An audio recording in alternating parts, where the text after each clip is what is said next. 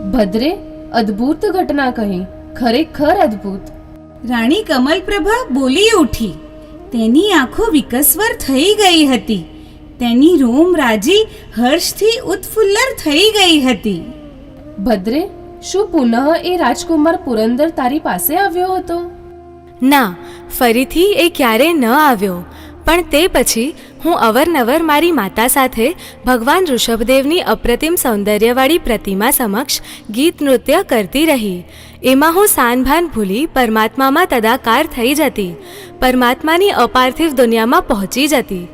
કમલપ્રભાની સાથે શ્રીપાલ પણ મારી વાતો સાંભળીને ક્યારેક આશ્ચર્યથી, ક્યારેક હર્ષાતી રેખથી, ક્યારેક અહોભાવથી ગદગદ થઈ જતા હતા.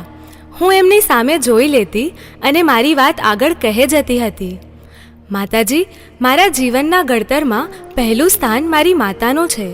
મારી માતાએ મને સુસંસ્કારોનું અમૃતપાન કરાવેલું છે. તે ખરેખર મહાસતી અને પરમ શ્રાવિકા છે.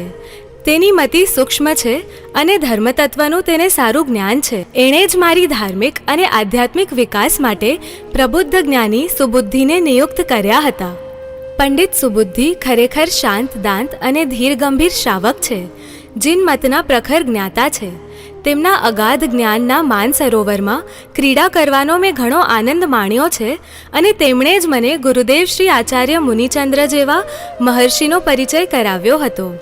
હે માતા, એ ગુરુદેવે જ મને તમારા આ પુત્રને ઘોર દુઃખના દાવાનળમાંથી ઉગારી લેવાની કૃપા કરી હતી. એમના નિસીમ ઉપકારનો બદલો ક્યારેય વાળી શકાય એમ નથી. હે માતેશ્વરી, એ પ્રચંડ દુઃખના વાદળો કેવા ઘેરાયા હતા એ વાત તો હું પછી કરીશ. એ પહેલાં ગુરુદેવ પાસે હું કેવી રીતે ગઈ, તેમણે મને શું ઉપદેશ આપ્યો, મારા મનમાં કેવા સંવેદનો જાગ્યા વગેરે વાત કરું છું.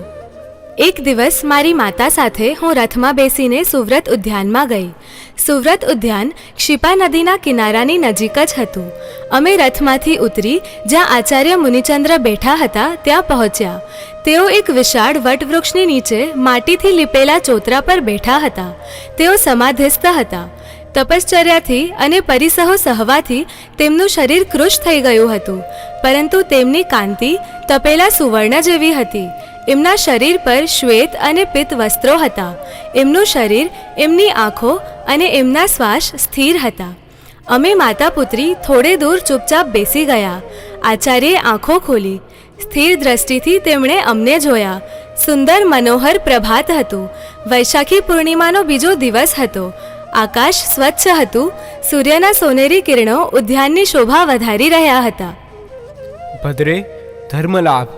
આચાર્યએ અમને આશીર્વાદ આપ્યા. મારી માતાએ તેમને સુખ શાતા પૂછી. તેમના મુખ પર પ્રસન્નતા છવાઈ. મારી માતાએ કહ્યું, ગુરુદેવ, આ મારી પુત્રી મદના છે. રાજકુમારી મદના સુંદરી? અહો, મેં સાંભળ્યું છે કે મદના ભગવાન ઋષભદેવની ગીત અને નૃત્યથી શ્રેષ્ઠ ભક્તિ કરે છે.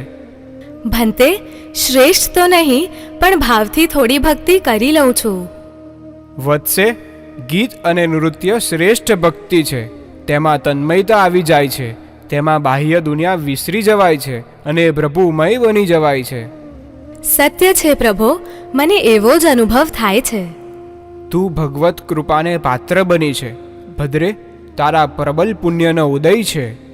આપના આશીર્વાદ છે ગુરુદેવ. મારી માતા ગદગદ સ્વરે બોલી. આચાર્ય થોડી ક્ષણ મૌન થઈ ગયા. આંખો બંધ કરી. તેમના મુખ પર ગંભીરતા ઉપસી આવી. થોડી વાર પછી આંખો ખોલી. તેમણે સામે જોયું અને બોલ્યા, ભદ્રે, ભગવાન ઋષભદેવ અરિહંત છે. એ વિતરાગ છે, સર્વજ્ઞ છે, ત્રિલોક પૂજ્ય છે, યથાર્થવાદી છે. એ ભગવંતે કહ્યું છે કે આત્મા અનાદિ છે. અનાદિકાલથી જીવ અને કર્મનો સંયોગ છે અને એ સંયોગના કારણે દુઃખો છે. દુઃખોની પરંપરા છે અને એટલા માટે આત્મા પર લાગેલા કર્મોના બંધનોને જાણવા જોઈએ અને એ બંધનોને તોડવાનો પુરુષાર્થ કરવો જોઈએ. હે રાજકુમારી, આ સંસારમાં પ્રત્યેક જીવાત્મા પોતપોતાના શુભ અશુભ કર્મોના આધારે સુખ દુઃખને પામે છે. કોઈ જીવ કોઈને સુખી નથી કરી શકતો તો કોઈ જીવ કોઈને દુઃખી નથી કરી શકતો. જીવાત્મા સ્વયં જ પોતાના કર્મોથી અને જન્મ જન્મના બાંધેલા કર્મોથી સુખ દુઃખને પામે છે અને અનાદિકાલથી આ ચક્ર ચાલી રહ્યું છે. આ કર્મોના ચક્રનો નાશ ધર્મથી થઈ શકે છે, શુદ્ધ ધર્મથી, ધર્મના આચરણથી થઈ શકે છે. ભંતે, એ ધર્મનું સ્વરૂપ સમજાવશો? ભદ્રે, ધર્મનો પ્રારંભ શ્રદ્ધાથી થાય છે. વિતરાગ સર્વજ્ઞ પરમાત્મા ઉપર શ્રદ્ધા, નિર્ગ્રંથ શ્રમણો ઉપર શ્રદ્ધા અને સર્વજ્ઞ ભાષિત જીન મત ઉપર શ્રદ્ધા, આ જ ધર્મનો પાયો છે. ભંતે, આ શ્રદ્ધા ભાવ હું મારા હૃદયમાં ધારણ કરું છું.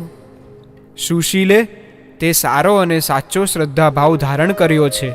હવે પછી તારે સમ્યક જ્ઞાન પ્રાપ્ત કરવાનું છે. જે તત્વો ઉપર તે શ્રદ્ધા કરી તે તત્વોને યથાર્થ રૂપે જાણવા જોઈએ. મહાશ્રાવક સુબુદ્ધિ તને એ જ્ઞાન આપશે અને હું પણ તને અવસરે તત્વબોધ આપીશ. કૃતાર્થ થઈ ભંતે. વત્સે, ખરેખર તો તું ત્યારે કૃતાર્થ થઈશ જ્યારે તું ગૃહસ્થ ધર્મોના 12 વ્રતોનો સ્વીકાર કરીશ. ભગવાન, એ 12 વ્રતો કયા છે? એ તને સુબુદ્ધિ સમજાવશે. ભદ્રે, પછી વિધિવત હું તને વ્રતો આપીશ. તું જીનમતની પ્રબુદ્ધ શ્રાવિકા બનીશ. આપની પરમ કૃપા ગુરુદેવ. મેં હાથ જોડી મસ્તક નમાવી વંદના કરી. આચાર્ય મૌન ધારણ કર્યું. આંખો બંધ કરી. મેં પણ આંખો બંધ કરી ગુરુદેવના સૌમ્ય શીતલ મુખનું ધ્યાન કર્યું. મેં અને મારી માતાએ ઊભા થઈ ગુરુદેવને વંદન કરી રથ તરફ ચાલવા માંડ્યા. અમે અમારા રાજમહેલમાં આવી ગયા. મારા પંડિત સુબુદ્ધિ મારી રાહ જોતા હતા. મેં તેમના ચરણમાં પ્રણામ કર્યા અને કહ્યું, ભંતે, અમે આચાર્ય શ્રી મુનિચંદ્રના દર્શન કરી આવ્યા. મારા માતા પણ મારી સાથે હતા.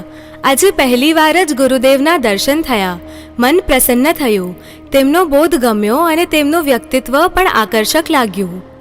ભંતે, ગુરુદેવે મને ગૃહસ્થ ધર્મના 12 વ્રતોની સમજણ આપની પાસેથી લેવા કહ્યું છે. ભદ્રે, તમે શ્રમ મુક્ત થાઓ, સ્વસ્થ થાઓ, પછી હું તમને અધ્યાપન કરાવું. એ દિવસે પંડિત શ્રી સુબુદ્ધિએ મને ગૃહસ્થ ધર્મ અને શ્રમણ ધર્મ બંને ધર્મોનું જ્ઞાન આપ્યું. 12 વ્રતો મને સારી રીતે સમજાવ્યા. મેં મારા મનમાં વિચાર્યું, હું આવતીકાલે ગુરુદેવ પાસે જઈને વિધિવત વ્રતોને ગ્રહણ કરીશ. રાત અંધારી હતી. રીમઝીમ વર્ષા થઈ રહી હતી. ઠંડી હવા વહી રહી હતી. મારો રાજપ્રાસાદ એટલે કે મારી માતા રાણી રૂપસુંદરીનો પ્રાસાદ દીપકોના મંદ આલોકથી આલોકિત અને ગંધદ્રવ્યોથી સુરભિત હતો. રાત ગહન થતી જતી હતી અને મારા મનમાં આચાર્ય મુનિચંદ્રના ઉપદેશ વચનો ઘુમરાવા લાગ્યા. મારા પિતાજી મહારાજા પ્રજાપાલ અમારા મહેલમાં હતા. મહેલમાં મૃદુલ વાદ્યોનો ઝંકાર રણકતો હતો. નુપુર અને કંકણના પ્રિય ધ્વનિ ગૂંજતા હતા. દાસીઓએ આવીને મને કહ્યું, ભદ્રે, આપને પિતૃપાત યાદ કરે છે. હવે શયનનો સમય થયો છે. આપ આજ્ઞા કરો તો ગીત નૃત્યનો કાર્યક્રમ પણ થઈ શકશે. ઉજ્જૈનીની શ્રેષ્ઠ સુંદરી કાદંબરી નૃત્ય માટે પ્રતીક્ષા કરી રહી છે. શુભે, હમણાં ઊભી રહો. મને વિચારવા દો. આવું બધું તો હું વર્ષોથી જોતી આવી છું, ભોગવતી આવી છું. સુંદરીઓના નૃત્ય, કોકિલકંઠી કન્યાઓના કલગાન, તંત્રીની સ્વરલહરી. ના ના, હવે મને આ બધાથી તૃપ્તિ નહીં થાય. નૃત્ય નથી જોવું, ગીત નથી સાંભળવું, પીઠમર્દન નથી કરાવવું. પિતાજીને કહી દો કે તેઓ મારી પ્રતીક્ષા ન કરે અને તમે પણ શયન કરો. દાસીઓ ચાલી ગઈ. રાત ગંભીર થતી ચાલી. રાજમહેલમાં શાંતિ છવાઈ ગઈ. સુગંધિત દીપકો સળગી રહ્યા હતા. સ્નિગ્ધ પ્રકાશ ફેલાઈ રહ્યો હતો. આકાશમાં કાળા વાદળ ફરી રહ્યા હતા. થોડી થોડી ફુવાર વરસી રહી હતી. મારી વિચારધારા પ્રવાહિત થઈ. મેં દેવતાઓ, પ્રેતો, તાંત્રિકો, સિદ્ધ અને યોગીઓના વિષયમાં ઘણું બધું સાંભળ્યું હતું. હું એ બધી વાતો પર વિચાર કરતી રહેતી.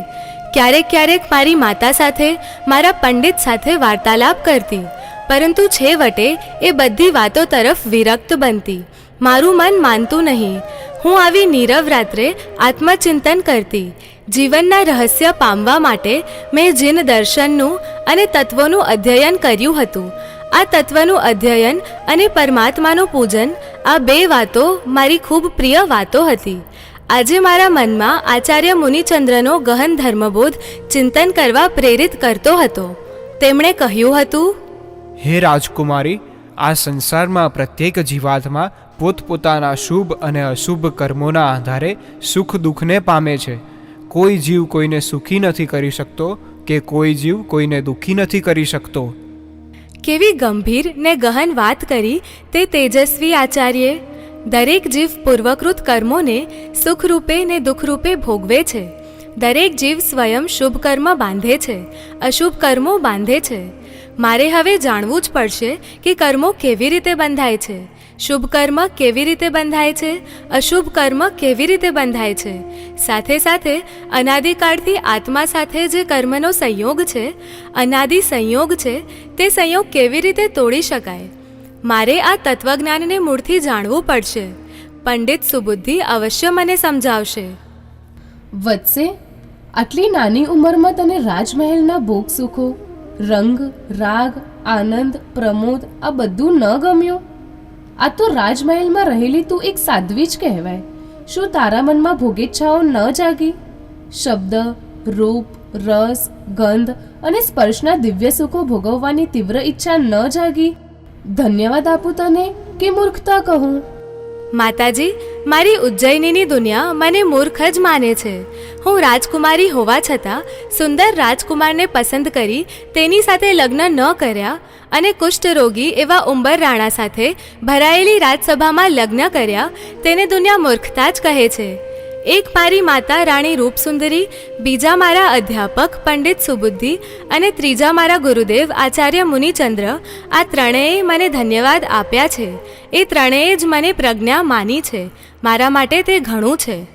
ભદ્રે, હવે એ ત્રણેયની સાથે કમલપ્રભા પણ તને અંતરથી વધાવે છે, પ્રેમથી થપથપાવે છે અને સુખ દુઃખમાં સદૈવ સાથે રહેવાનું વચન આપે છે. વત્સે, એક વાત પૂછું? અવશ્ય પૂછો ભંતે. શ્રીપાલ નિરોગી થઈ ગયાના સમાચાર શું રાજમહેલમાં નથી પહોંચ્યા? ના માતાજી, હજુ મારી માતાને પણ સમાચાર નથી મળ્યા. મારી માતાએ તો મારી સાથે જ રાજમહેલ છોડ્યો હતો. તે મારા મામા પુણ્યપાલ કે જેઓ સામંત રાજા છે તેમના મહેલે ચાલી ગઈ હતી. હજુ તે મારા મામાના ઘરે જ રહેલી છે. હે માતેશ્વરી, મારે સામે ચાલીને કોઈને સમાચાર આપવા નથી. આપણે આ ઘરમાં સુખી છીએ. તમારા પુત્રને જોઈને હવે કોઈ દુઃખ યાદ આવતું નથી. કમલપ્રભાની આંખો ભીની થઈ ગઈ હતી. તે મને ભેટી પડી. તેની આંખોમાંથી અવિરત અશ્રુધાર વહેતી રહી. મેં તેને ધીરે ધીરે શાંત પાડી. હે મહારાણી, પરમાત્માની, ભગવાન ઋષભદેવની અને ગુરુદેવ મુનિચંદ્રની કેવી દિવ્ય કૃપા મારા પર કે મને કુષ્ઠરોગીના રૂપમાં ચંપાનગરીનો રાજા ભરતાર મળ્યો અને રાજમાતા કમલપ્રભા જીવતી જાગતી અહીં આવી મળી. આ છે પુણ્યકર્મનો ખેલ. પુણ્યકર્મ ઉદયમાં આવ્યા પછી મનુષ્યને કોઈ દુઃખી કરી શકતું નથી.